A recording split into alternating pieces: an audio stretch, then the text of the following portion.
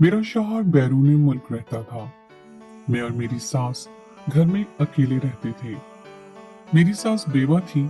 वो रोजाना शाम को खाना बनाकर ले जाती और कहती किसी यतीम मस्कीन को देकर आती हूँ, तुम्हारे ससुर को सवाब मिलेगा।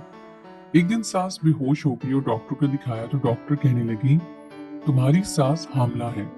मैंने सास को कुछ ना बताया और अगले दिन सास का पीछा किया तो सास एक पुराने घर गई। वहां जाकर जैसे ही दरवाजा खोला, मेरे सर पर तो आसमान गिर गया, क्योंकि सास। मेरी शादी गैरों में हुई थी। मेरे आगे पीछे कोई नहीं था। मैं मामू के घर में रहती थी, इसलिए मामू ने जो पहला रिश्ता मेरे लिए आया उसके लिए हाँ कर दी और मुझे अपने घर से रुखसत कर दिया। क्योंकि उनकी अपनी भी बेटियां शादी के लिए बैठी हुई थी तो झटपट मेरी शादी निपटा दी।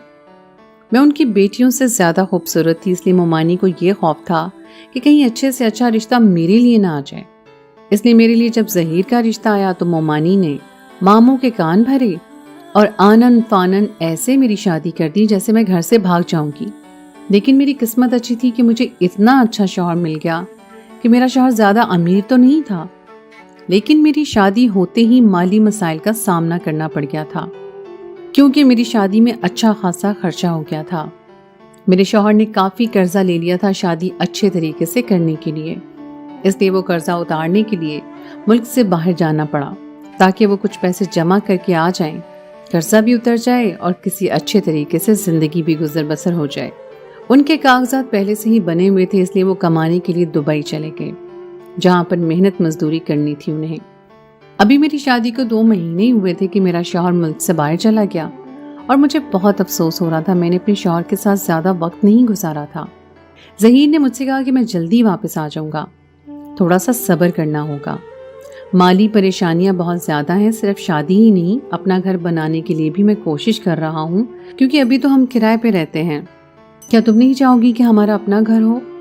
इस किस्म की बातें करके जहीर ने मेरी उदासी को दूर करने की कोशिश की, क्योंकि उनके जाने की खबर सुनकर मैं काफी दिनों से उदास थी। फिर मैंने सोचा कि वो ठीक कह रहे हैं, मुझे थोड़ा सा इंतजार करना होगा। उसके बाद जब माली हालात ठीक हो जाएंगे तो हम एक खुशगवार जिंदगी का आगाज करेंगे। अपने शौहर को मैंने ढेर सारी दुआओं के साथ मुल्क से बाहर रुखसत कर दिया था, लेकिन अब इस घर में मैं और मेरी सास रह गई थी। इस थोड़े से अरसे में मेरी सास से ज्यादा बात नहीं हुई थी, क्योंकि मुझे पता था कि मेरे पास अपने शौहर के साथ वक्त गुजारने के लिए बहुत कम वक्त है। इसलिए शादी से लेकर अब तक का काफी अरसा दिन रात मैंने अपने शौहर के साथ ही गुजारा था। अपनी सास के साथ बैठने और बात करने का तो मुझे वक्त ही नहीं मिला था, ना ही फिलहाल कोई जरूरत थी। मैं बस उनको खाना बनाकर देती थी और वो चुपचाप खा लेती थी। मेरी सास सारा दिन और सारी रात क्या करती रहती थी, मुझे से कोई सरोकार नहीं था। लेकिन अब जबकि मेरे शौहर चले गए थे तो घर में मैं और मेरी सास थे, इसलिए हम दोनों की थोड़ी बहुत बातचीत हो जाया करती थी। लेकिन मेरी सास कुछ अजीब सी थी। वो आम सासों की तरह नहीं थी। काम ना करने पे मुझे कुछ नहीं कहती थी, खामोशी से खुद काम किया करती थी। अगर मुझे जागने में देर हो जाती तो वो नाश्ता बना कर दे देती, मेरे मैले कपड़े धोने लग जाती। इन तमाम बातों से मुझे मुसरत नहीं मिलती थी, बल्कि गुस्सा आने लगता था। एक दिन मैंने उनसे कहा कि आप मोहल्ले वालों को क्या बताना चाहती हैं कि आपकी बहू को काम नहीं आता है? वो दिन चढ़े तक सोई रहती हैं, अपने कपड़े नहीं धोती हैं, सफाई नहीं करती हैं। दूसरे लफ्जों में तो आप मुझे बदनाम करना चाहती हैं मोहल्ले भर में। मेरा इतना कहना था कि उसके बाद मेरी सास ने किसी काम को हाथ ही नहीं लगाया। अब अगर हफ्तों मेरे कपड़े मैले पड़े रहते तो वो नहीं धोती थी। अगर मैं देर से जागती थी तो चाय नाश्ता नहीं बनाती थी, सिर्फ अपने लिए बनाती थी। मुझे इस बात पर भी हैरत हुई कि उन्होंने मुझसे झगड़ा नहीं किया, बल्कि खामोशी से सारे काम छोड़ दिए। फिर कुछ दिन बाद एक अजीब सी बात होने लगी। मैं जब भी खाना बनाती थी तो वो मुझसे कहती थी कि एक बंदे का खाना ज्यादा बनाना। मैंने पूछा कि घर में तो सिर्फ हम दोनों ही हैं, तो फिर 3 अफराद का खाना क्यों बनाऊं? उन्होंने कहा कि तुम्हारे ससुर हयात नहीं है, इसलिए मैं उनका खाना किसी गरीब को दूंगी ताकि उनको सवाब मिले। अपनी सास की बात सुनकर मुझे हैरत हुई, क्योंकि आज से पहले उन्होंने कभी इस बात का जिक्र नहीं किया था। जब तक मेरे शौहर यहाँ पर थे उन्होंने कभी भी मेरे ससुर का खाना किसी गरीब को नहीं दिया था। हैरत की बात यह थी कि वो दिन का खाना नहीं देती थी, सिर्फ रात का देने लगी थी। میرے ذہن میں کئی قسم کے سوالات ابھرنے لگے تھے، لیکن میں نے پوچھنا مناسب نہیں سمجھا۔ سوچا ہو سکتا ہے کہ وہ پہلے بھی کھانا دیتی رہی ہوں، میں تو اپنے شوہر میں مگن تھی، میں نے کبھی دیکھا ہی نہیں کہ انہوں نے رات کو کھانا دیا ہے کسی غریب کو کہ نہیں۔ لیکن مجھے ان کی یہ بات بہت اچھی لگی تھی۔ ان کے شوہر کے انتقال کو 2 سال ہو گئے تھے اور وہ ان کو ایصال ثواب پہنچانے کی نیت سے کسی غریب کو کھانا دے رہی تھی۔ یہ تو بہت اچھی بات تھی۔ بہت کم عورتیں ایسی ہوتی ہیں جو خامن کی وفات کے بعد ان کے ایصال ثواب کے لیے کوشش کرتی ہیں۔ میں نے اپنی زندگی میں ایسی عورتیں بہت کم دیکھی تھیں، اور اپنی ساس کو دیکھ کر تو مجھے بہت خوشی ہوئی تھی۔ وہ ایک روکھی پھیکی سی عورت لگتی تھی جسے کسی چیز پہ کوئی دلچسپی نہیں تھی۔ مجھے ان میں کوئی خاص اچھائی نظر نہیں آئی، لیکن یہ بات مجھے اچھی لگی اور میرے دل میں ان کے لیے عزت بہت بڑھ گئی تھی۔ ایسا اس لیے بھی ہوا تھا کہ میری نئی شادی ہوئی تھی اور مجھے اپنے شوہر سے بہت محبت تھی۔ میں ان کو یاد کرتی تھی تو میں اپنی ساس کا درد محسوس کر رہی تھی۔ میں سوچتی تھی کہ میں اپنے شوہر سے اتنی محبت کرتی ہوں، وہ تھوڑے عرصے کے لیے مجبوری میں ملک سے باہر گئے ہیں تو میرا یہ حال ہے۔ حالانکہ مجھے امید ہے کہ وہ واپس آ جائیں گے، لیکن میری ساس کے شوہر تو دنیا سے چلے گئے اور انہیں تو امید بھی نہیں تھی کہ وہ کبھی واپس آئیں گے۔ ایسی باتیں سوچ کر میرا دل ڈوبنے لگتا تھا اور پھر مجھے ساس سے ہمدردی ہوتی چلی گئی۔ اب ہر وہ عورت جسے اپنے شوہر سے شدید محبت ہو، مجھے وہ عورت اچھی لگتی تھی، اور جو عورتیں بلا وجہ اپنے شوہر کی برائیاں کرتی تھیں، میرا دل نہیں کرتا تھا کہ میں ان کے پاس بھی بیٹھوں۔ میری ساس روزانہ کھانا لے کر گھر سے باہر چلی جاتی تھی اور کافی دیر تک وہیں رہتی، یہاں تک کہ مجھے نیند آنے لگ جاتی، لیکن مجھے جاگنا ہوتا تھا کیونکہ مجھے اپنی ساس کا دروازہ کھولنا ہوتا تھا۔ ایک دن بیزار ہو کر میں نے اپنی ساس سے کہا کہ آپ کھانا دینے جاتی ہیں تو اتنا وقت کیوں لگاتی ہیں؟ میں جلدی سونے کی عادی ہوں کیونکہ صبح سویرے ظہیر کی فون کال کا وقت ہوتا ہے۔ میری ساس نے کہا کہ غریب کو کھانا دینے کے بعد میں پڑوس میں چلی جاتی ہوں، وہاں باتیں کرتی ہوں، اس لیے تھوڑی سی دیر ہو جاتی ہے۔ آئندہ تم سو جایا کرو اور میری فکر چھوڑ دو، میں دروازے کو باہر سے تالا لگا کر جاؤں گی اور چابی بھی اپنے ساتھ ہی رکھوں گی۔ ساس کی بات سن کر مجھے سکون آ گیا تھا، یعنی کہ میرا مسئلہ ہی حل ہو گیا تھا۔ اب میں بے فکری سے سو سکتی تھی۔ میرے شوہر کی وہاں پر نائٹ ڈیوٹی تھی، اس لیے وہ رات میں مجھ سے بات نہیں کرتے تھے اور میں جلدی سو جایا کرتی تھی۔ ہماری بات صبح ہی ہوتی تھی اور اس کے بعد دن میں کئی بار ہوتی تھی۔ میں نے سوچا کہ ساس اکیلی بور ہوتی ہیں، ضرور وہاں روز پڑوس کی عورتوں کے ساتھ بیٹھ جایا کرتی ہیں۔ مجھے ان کے جانے کے بعد کوئی اعتراض نہیں تھا، نہ وہ میرے معاملے میں مداخلت کرتی تھی اور نہ میں ان کے معاملے میں۔ اب تو میں خود کو خوش قسمت تصور کرنے لگی تھی کہ مجھے اتنی اچھی ساس ملی ہے جو کہ مجھے کچھ نہیں کہتی، ورنہ شادی سے پہلے تو سب نے ساس کا ایسا خاکہ میرے ذہن میں بنا لیا تھا کہ مجھے بہت خوف آتا تھا کہ نہ جانے میری ساس کیسی ہوگی۔ زندگی اپنے معمول سے رواں دواں تھی کہ ایک دن اچانک مجھے ایسی خبر ملی جسے سن کر میرے پیروں تلے سے زمین سرک گئی، اور میں جو اتنے عرصے سے دل ہی دل میں اپنی ساس کے قصیدے پڑھ رہی تھی، ان سے مجھے ایک لمحے میں ہی نفرت محسوس ہونے لگی۔ بظاہر میری بھولی بھالی دیکھنے والی ساس اندر سے اتنی شاطر ہوگی مجھے معلوم نہیں تھا۔ میں تو انہیں اس قدر معصوم سمجھ رہی تھی کہ جیسے کوئی گناہوں سے بالکل پاک مومنہ عورت ہو، لیکن مجھے نہیں پتا تھا کہ انہوں نے اچھائی کا لبادہ اوڑھ رکھا تھا، اور جو حقیقت تھی وہ اس کے بالکل برعکس تھی اور بہت ہی خوفناک، اور ایک ایسی غیر اخلاقی حقیقت تھی۔ یہ سب کیسے ہو سکتا تھا؟ مجھے یقین ہی نہیں آ رہا تھا۔ یہ حقیقت جان کر تو میں اس قدر پریشان ہو گئی تھی اور سوچ رہی تھی کہ میں اپنے شوہر کو یہ سب کیسے بتاؤں گی۔ بھلا یہ بھی کوئی بتانے والی بات تھی جو میں کسی کو بتاتی؟ میں تو اپنے آپ سے دہراتے ہوئے شرمسار ہو رہی تھی۔ بھلا میری بوڑھی ساس اس طرح سے کیسے کر سکتی تھی؟ لیکن جب میں نے غور کیا تو وہ اتنی بوڑھی نہیں تھی۔ میری ساس نے کہا تھا کہ ان کی شادی جب ہوئی تو ان کی عمر 14 سال تھی۔ یہ کوئی تعجب کی بات نہیں تھی، واقعی میں ایسا ہوتا تھا، اور اب میری ساس 40 سال سے کچھ اوپر ہی ہوگی، لیکن ان کی طبیعت اکثر خراب رہتی تھی، جس کی وجہ سے ایسا محسوس ہوتا تھا کہ ان پر بڑھاپا آ گیا ہے۔ لیکن کچھ عرصے سے میں نے یہ بھی دیکھا تھا کہ ان کے چہرے پر رونق آنے لگی تھی ایک بار پھر سے۔ ایک دن اچانک وہ میرے سامنے غش کھا کر گر پڑی تو میں پریشان ہو گئی۔ انہیں ہوش میں لانے کی پوری کوشش کی، میری کوشش کرنے پر وہ جلدی ہوش میں آ گئی تھی۔ میں نے ان سے پوچھا کہ آپ کو کیا ہوا ہے؟ تو انہوں نے کہا شاید میرا بلڈ پریشر لو ہو گیا ہے۔ اچھا ٹھیک ہے، میں پھر آپ کو ہاسپٹل لے کر جاتی ہوں۔ میں نے رکشہ پکڑا اور ان کو قریبی ہاسپٹل میں لے آئی۔ وہاں آتے ہی وہ ایک بار پھر سے بے ہوش ہو گئی۔ میں پریشان ہو گئی کہ آخر ان کو ہوا کیا ہے. شاید واقعی ان کا بلڈ پریشر بہت زیادہ لو ہو گیا تھا. گرمی بھی تو بہت تھی. ڈاکٹر نے کہا کہ ان کے کچھ ٹیسٹ ہوں گے. ڈاکٹر نے انہیں آرام کا انجیکشن دیا اور ان کے خون کا سیمپل لے کر کچھ ٹیسٹ کیے. ان کے ہوش میں آنے کے بعد ہم گھر واپس آ گئے. لیکن اگلی صبح جب میں رپورٹ لینے گئی تو میرے پیروں تلے سے زمین سرک گئی تھی، کیونکہ انہیں رپورٹ کے مطابق تو میری ساس حاملہ تھی. یہ دیکھ کر تو میرا سر بری طریقے سے چکرانے لگا تھا کہ یہ سب کیا ہو رہا ہے. میں نے ساس کو کچھ نہیں بتایا اور بدنامی کے خوف سے وہ رپورٹ بھی چھپا دی. میری ساس کی طبیعت ویسے ہی خراب تھی. اس خراب طبیعت کے باوجود وہ باقاعدگی سے کھانا لے کر جاتی تھی میرے سسر کے ایصال ثواب کے لیے. مجھے بھی غصہ آ گیا. میں نے کہا کہ یہ کس طرح کا ڈرامہ کر رہی ہے عورت. میں اس کی شوہر سے محبت دیکھ کر اتنی متاثر ہو گئی تھی، لیکن مجھے نہیں پتا تھا کہ یہ عورت اتنی گھری ہوئی نکلے گی. اب تو مجھے یقین ہو گیا تھا کہ یہ کھانا دینے کے بہانے اپنے عاشق سے ملنے جاتی ہے.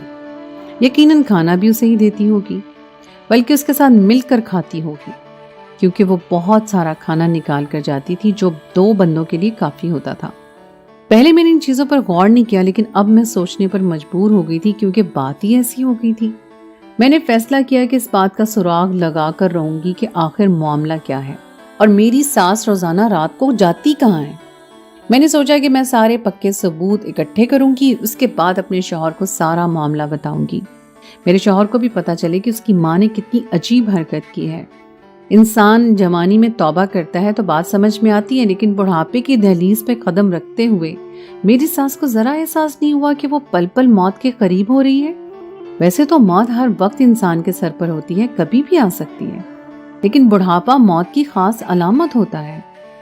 عمر کے اس حصے میں داخل ہوتے ہوئے میری ساس کو عبادت میں مشغول ہونا چاہیے تھا. اس حصے میں آ کر وہ اس قسم کا کام کر بیٹھی تھی. میں نے ساس کا پیچھا کرنے کی ٹھان لی تھی. سوچا کہ آج رات جب وہ کھانا لے کر باہر جائے گی تب میں اس کے پیچھے جاؤں گی. لیکن مجھے یاد آیا کہ وہ تالے کی چابی لے کر جاتی تھی اور باہر سے تالا لگا کر جاتی تھی، کیونکہ میں نے ہی اسے کہا تھا کہ مجھے جلدی نیند آ جاتی ہے. ان کا انتظار کرتے ہوئے مجھے دیر ہو جاتی ہے. میں نے اپنی ساس سے کہا کہ وہ آج کے بعد باہر سے تالا لگا کر نہ جائے، مجھے ڈر لگتا ہے. اگر کہیں گھر میں آگ وغیرہ لگ گئی تو میں کیسے باہر نکلوں گی. میری یہ بات سن کر ساس کے چہرے کا رنگ پھک ہو گیا. میں نے محسوس کیا تھا کہ میری یہ بات انہیں اچھی نہیں لگی تھی. اب تو مجھے یقین ہو گیا تھا کہ دال میں کچھ کالا ہے. جیسے ہی میری ساس کھانا لے کر باہر گئی تو میں نے اپنی پرانی چادر اٹھائی جو کہ شادی سے پہلے میں نماز کے لیے استعمال کرتی تھی، اور شادی کے بعد بھی اس چادر کو اپنے ساتھ لائی تھی یادگار کے طور پر. اس چادر کا استعمال میں نے اس لیے کیا تھا تاکہ میری ساس مجھے پہچان نہ سکے، ورنہ جو چادر میرے استعمال کی تھی اسے تو وہ بخوبی پہچان جاتی کہ میں اس کا پیچھا کر رہی ہوں. رات کے 9 بج رہے تھے اور گلی سنسان ہو گئی تھی کیونکہ محلے والے جلدی سونے کے عادی تھے. میں اس طرح سے ساس کا پیچھا کر رہی تھی کہ اسے گمان بھی نہ گزرا کہ کوئی اس کے پیچھے ہے. وہ شاید اپنی دھن میں چلتی جا رہی تھی، کھانا ہاتھوں میں تھامے ہوئے. چلتے چلتے وہ بہت دور آ گئی تھی. مجھے پریشانی ہوئی کہ ایک بیمار عورت اتنی دور کیسے جا سکتی ہے. پھر وہ ایک پرانے گھر میں داخل ہوگی جو بہت ہی خستہ حال تھا. مجھے ڈر تھا کہ اندر داخل ہوتے ہوئے کہیں وہ دروازہ بند نہ کر لے. لیکن جب میں نے پیچھا کیا تو دیکھا کہ دروازے میں تو کوئی کنڈی ہی نہیں تھی. یعنی کہ وہ گھر اتنا پرانا اور خستہ حال تھا کہ اس کے در و دیوار بھی اس گھر کی غربت کے گواہ تھے. میں دبے پاؤں اس گھر کے اندر داخل ہوئی تو میں نے دیکھا کہ وہاں پر میری ساس کا ہی ایک ہم عمر شخص موجود تھا، اور میری ساس اس سے بہت خوشگوار ماحول میں نہ صرف باتیں کر رہی تھی بلکہ اپنے ہاتھوں سے نوالے بنا کر اس شخص کو کھلا رہی تھی. یہ منظر دیکھ کر تو میرا اوپر کا سانس اوپر اور نیچے کا نیچے رہ گیا تھا. یہ سب کیا ہو رہا تھا؟ یعنی کہ میری ساس روزانہ مجھ سے جھوٹ بول کر جاتی تھی کہ وہ غریب بچوں کو کھانا دینے جاتی ہے، حالانکہ وہ یہاں پر کسی انجان شخص کے گھر کے اندر آ کر نہ صرف اسے اپنے ہاتھوں سے کھانا کھلاتی ہے بلکہ اس سے خوشگوار ماحول میں باتیں بھی کر رہی ہوتی ہے اور کافی وقت لگاتی ہے. یہاں تک کہ میں سو جاتی ہوں، جب میں پوچھتی ہوں تو کہتی ہے کہ محلے کی عورتوں کے ساتھ بیٹھی ہوئی تھی. اور میں کتنی بے وقوف تھی کہ میں نے ان سب باتوں پہ غور و فکر کرنا تو دور کی بات، کبھی ساس پر ذرا سا بھی شک نہیں کیا، اور میں اس کو نیک عورت سمجھتی رہی جو اپنے شوہر کی وفادار ہے. और उसे इसाले सवाब पहुंचाने के लिए खुद गली से बाहर आकर गरीबों को खाना देती है। लेकिन अब बात सिर्फ खाना खिलाने की हद तक की नहीं थी, ना ही तो किसी अनजान शख्स से बातें करने की हद तक की थी, बल्कि बात तो इससे भी बहुत आगे निकल चुकी थी। मेरी सास तो हामला हो चुकी थी। अब तो मुझे यकीन हो गया था कि यही वो शख्स है जिसके साथ मेरी सास का किसी किस्म का कोई ताल्लुक है और इसी वजह से वो खाना देने के बहाने यहाँ आती है। अब ये शख्स कौन है मैं नहीं जानती थी। पहले तो मेरा दिल किया मैं वहां जाकर उन दोनों के मुंह पर लान तान करूं उनके सामने। फिर मुझे ख्याल आया कि वो दोनों कहीं मुझे नुकसान ही ना पहुंचा दें, और मैं पीछे अपना घर भी खुला छोड़कर आई थी, कहीं चोर ही कोई ना घुस जाए। मुझे ये फिक्र थी। जैसे ही मेरे दिल में चोर का ख्याल आया मैं फौरन घर वापस आ गई थी, क्योंकि वहां पर मेरे जेवरात भी पड़े हुए थे और कुछ कीमती सामान भी था। मैं सोच सोच कर पागल हो रही थी। मैंने फैसला कर लिया था कि मेरी सास घर आएगी तो मैं उसके सामने वो सब कुछ बोल दूंगी जो मेरे दिल में है। वहां पर तो मैंने उस अनजान शख्स के खौफ से कुछ नहीं कहा था, लेकिन घर में तो बोल सकती थी ना। जैसे ही मेरी सास वापस आई तो मुझे जागता देखकर थोड़ी चौंक सी गई। पूछा कि तुम अभी सोई नहीं हो? मैं भी गुस्से में आ गई और कहा कि जिस औरत की सास इतनी बदकिरदार हो सकती है उसको भला कैसे नींद आएगी। मेरी बात सुनकर तो मेरी सास हवास पाख्ता होकर मुझे देखने लगी। मैंने कहा कि मुझे इस तरह से ना देखें, मुझे सारी हकीकत पता चल गई है कि आप खाना देने के बहाने कहाँ जाती हैं और किससे मिलती हैं और आपकी कोख में किसका गुनाह पल रहा है। मेरी सास ने मुझसे कहा कि मैं क्या बोल रही हूँ, तो मैंने उनकी मेडिकल रिपोर्ट्स उनके मुंह पर मारते हुए कहा कि ये सब मैं बिला वजह नहीं कह रही हूँ। ये आपकी मेडिकल रिपोर्ट्स हैं जिसमें बताया गया है कि आप हामला हो चुकी हैं, और अब मैं वो देख कर आई हूँ कि आप किसका गुनाह लिए फिर रही हैं। सास ने वो रिपोर्ट उठाई और उन्हें पढ़ने लगी और मुझसे कहा कि ऐसा कुछ नहीं है, रिपोर्ट में गलत लिखा हुआ है। मैंने कहा अगर रिपोर्ट गलत होती तो मैं यकीन कर भी लेती, लेकिन वो शख्स कौन है जिससे सारी रात आप बैठकर बातें करती रहती हैं? अपने शौहर के इसाले सवाब का नाम लेकर किसी और शख्स के पास जाते हुए आपको शर्म नहीं आती है? कौन है वो शख्स जिसके साथ आप हंसकर बातें कर रही थी? आपको अंदाजा भी है कि आपने मेरे शौहर की इज्जत को खाक में मिलाकर रख दिया है। क्या मुंह दिखाएगा मेरा शौहर सारी दुनिया को कि उसकी बूढ़ी माँ जिसने अभी अभी बुढ़ापे की दहलीज पे कदम रखा है वो हामला हो गई है? अगर मेरे ससुर जिंदा होते तो फिर भी जमाना कुछ ना कहता, थोड़ी बहुत चेमगोइयां होती और फिर सब चुप हो जाते कि चलो एक जायज काम है, कोई नाजायज बात तो नहीं है, ये कहकर लोग उसे कबूल कर लेते। लेकिन अब अगर दुनिया मेरे शौहर से उसके मुतालिक सवाल करेगी तो वो जमाने में किसी को मुंह दिखाने के काबिल नहीं रहेगा। लोगों की बहन या बेटी इस तरह के काम करती हैं और उनके सर शर्म से झुक जाते हैं, लेकिन ये पहला वाकया है कि एक जवान लड़के की माँ ने इस किस्म का काम किया है। मेरा शौहर तो अपनी जान ही ले लेगा बदनामी के खौफ से। मैं अपने दिल का सारा गुबार सास के सामने निकाल रही थी तो उन्होंने कहा कि तुम गलत समझ रही हो, वो शख्स तो मेरा भाई है। उसे किसी ने गलत डकैती केस में फंसाया था जिसकी वजह से वो पुलिस से छुपकर इस घर में बैठा हुआ था और मैं उसे खाना देने जाती थी। मैंने मजबूरी में तुमसे झूठ बोला था कि तुम क्या सोचोगी कि मैं कहाँ जाती हूँ, इसलिए मैंने सवाब वाली बात की थी। मेरी सास झूठ पर झूठ बोल रही थी। मैंने उसे कहा कि मजीद झूठ मत बोलें, ये रिपोर्ट बिल्कुल सच्ची है। वो आदमी आपका भाई नहीं है। वक्त आने पर हर कोई फिर बहन भाई बन जाता है जमाने के सामने। अपने इतने बड़े भाई को कोई भी औरत अपने हाथ से निवाले बनाकर नहीं खिला रही होती है।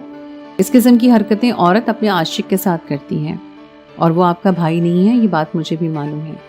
इतनी कम अकल नहीं हूं मैं कि मैं समझ ना सकूं कि दो लोगों के बीच में कैसा रिश्ता हो सकता है। हाँ ठीक है, वो शख्स पुलिस से छुप रहा होगा, ये बात आपकी सही है, लेकिन वो आपका भाई नहीं है, वो आपका आशिक। मैं अपनी धुन में न जाने क्या बोल रही थी कि मेरे मोबाइल फोन की घंटी बजी और उस फोन को सुनकर तो मेरे सर पर आसमान गिर गया था और मैंने हैरत से अपनी सास की तरफ देखा और मेरे हाथ से मोबाइल फोन छूट कर गिर गया था। मेरी सास ने हैरत से मुझे देखा और कहा, किसका फोन है, क्या हुआ है? मेरा बेटा तो ठीक है ना? बताओ तुम इतनी हवास पाख्ता क्यों हो गई हो? और फोन सुनने के बाद बताओ मुझे किसका फोन था? मैंने सास से कुछ नहीं कहा और कमरे में आ गई और अपने आप को कमरे में बंद कर दिया और फूट फूट कर रोने लगी। मेरी सास दरवाजा बजा रही थी और मुझसे पूछ रही थी कि किसका फोन है और मैं क्यों रो रही हूँ। यकीनन वो परेशान थी। लेकिन मैं अपनी सास को क्या बताती कि फोन उस लेबोरेटरी से आया था जहां पर मैंने अपनी सास के टेस्ट करवाए थे, और वो लेबोरेटरी वाला शख्स मुझसे कह रहा था कि नाम एक होने की वजह से टेस्ट में गलती हो गई है, आपकी सास की रिपोर्ट किसी और के पास चली गई है और किसी और की रिपोर्ट आपकी सास के पास आ गई है। जो रिपोर्ट आपके पास आई है वो एक नए शादीशुदा जोड़े की है जो आपकी सास की हम नाम है और वो हामला है, और आपकी सास की रिपोर्ट मेरे पास है और उस रिपोर्ट के मुताबिक आपकी सास को फेफड़ों का कैंसर है। मैं अब अपनी सास को क्या बताती कि मैं जो इतनी देर से उनकी किरदार कशी कर रही थी, उनके पास तो जिंदगी की मोहलत ही कम बची थी। मैं किस मुंह से अपनी सास से माफी मांगती। फिर आखिर मैंने दरवाजा खोल दिया और अपनी सास के गले लगकर फूट फूट कर रोने लगी और उनको सारी हकीकत बता दी। उस दिन के बाद से मेरी सास मजीद बीमार हो गई थी और उनकी आंखों में हम वक्त मेरे लिए शिकवा रहता था। वो शख्स वाकई में मेरी सास का भाई था जो पुलिस से छुप रहा था। एक छोटी सी गलतफहमी ने सब कुछ बर्बाद करके रख दिया था। मेरी सास कुछ अरसे बाद इस दुनिया से रुखसत हो गई क्योंकि उन्हें कैंसर था, लेकिन मैं कभी भी अपने आप को माफ नहीं कर पाऊंगी कि मैंने उनको इतना कुछ कहा था। मुझे उनकी बात तहम्मुल से सुननी चाहिए थी, समझनी चाहिए थी और लेबोरेटरी वालों से कहना चाहिए था कि आपकी रिपोर्ट में जरूर कोई मसला है। लेकिन बजाय इसके कि मैं ये सब करती, मैंने आंखें बंद करके हर चीज पर भरोसा कर लिया। काश कि मैं एक पल को सोचती कि रिपोर्ट गलत भी हो सकती है। मुझे ये बात सोचनी चाहिए थी, जाकर डॉक्टर से बात करनी चाहिए थी, लेकिन मैंने अपनी जिंदगी की सबसे बड़ी गलती कर दी थी और मेरे दिल में हमेशा इस बात का बोझ रहेगा